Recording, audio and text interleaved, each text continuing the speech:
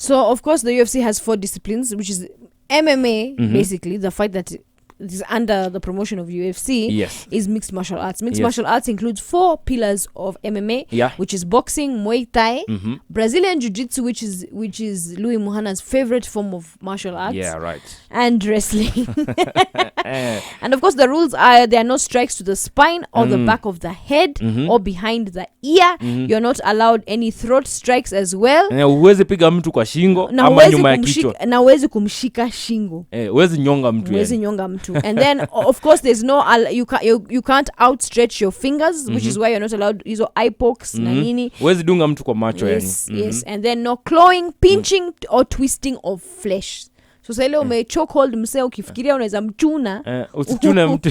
That is not allowed. It's combat sport, lakini vitu zingine hazikubaliwi. Yes, you use the complete rules of those particular 4 disciplines. Okay. Alafu pia ikifika kwa fights a day, the standard fights in MMA and in the UFC ni 3 rounds.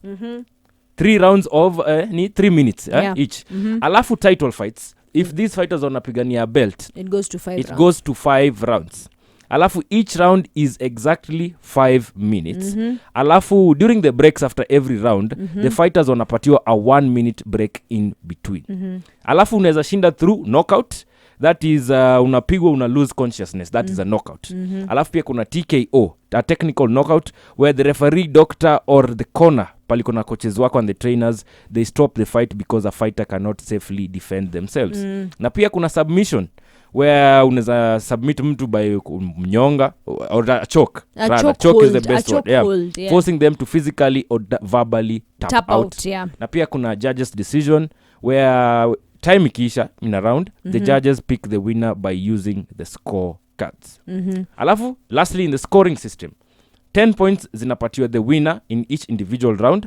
Alafu 9 points or fewer is the loser of the round. Yeah. Yes. And remember, there are other 3 rules that are particular to the UFC promotion, which is no biting, no eye gouging, and no groin shots. Yes. Because there are some places where especially like bare knuckle MMA, inakuanga a bit more kuna vitu zingine you're allowed to do. Yes. But rules to the UFC in particular include no biting, no eye gouging, and no groin shots. And a fine, ukifanya hivyo unafainiwa $1,500. Yes. Na pia huwezi piga mtu hivi na elbow, si ndio?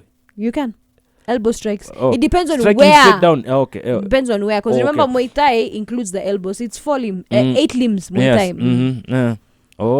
So you can. Na pia huwezi shika gloves za mwenzako ati asikupige. Unakimbia tu. Unakimbia. That's the best thing you can do in that octagon. Just if you want to avoid being hit, it's either you uzi duck ama you run around. Kama ni Magomedov. Like that's usually the loser's way of doing it. Fanya hivyo.